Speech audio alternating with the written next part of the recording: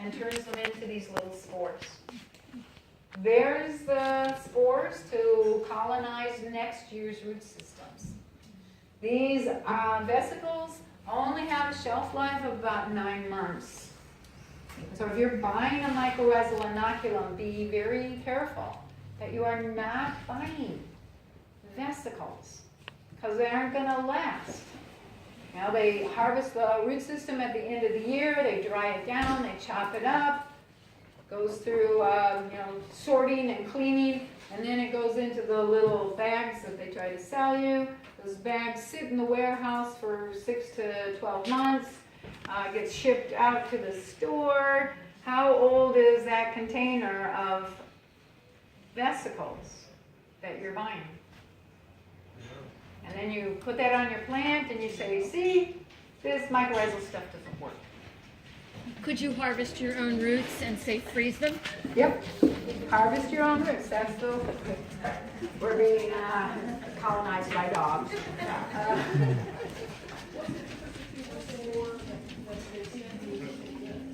So, you just want to make sure that it's not vesicles, really. And you want to look on it, like if they're selling you root pieces, and not a good idea.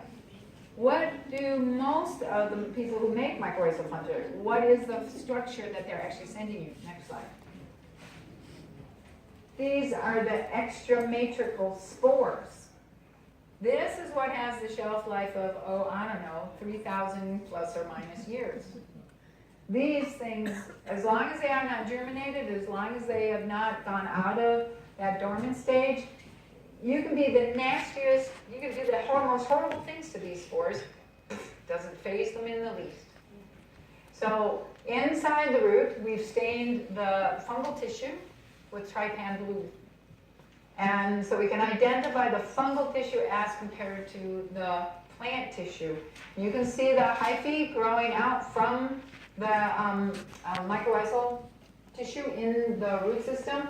And there's one spore, there's another spore, extramatricall. Look at how big they are.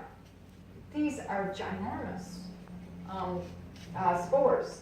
Anytime you see a really huge spore in your sample, suspect that it is a mycorrhizal spore. Typically brown, tan, golden, red color, and they typically have that really thick cell wall, a lot of phosphorus stored within that cell. So extramatricall spores, this is what you want to be buying because they will last forever. I enjoy the fact that they always put a use-by date on a bag of extramatricall spores. Used by 2017. Make me laugh.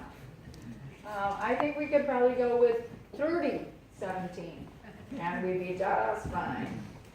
So next slide. Now look at this gigundo. Mycorrhizal spore, again, stained with trypan blue. But when you look at it in the real world, it's a kind of a light tannish color. You can see the thick wall, but it's enormous. This is a spore of the genus Gygospora. I wonder why they call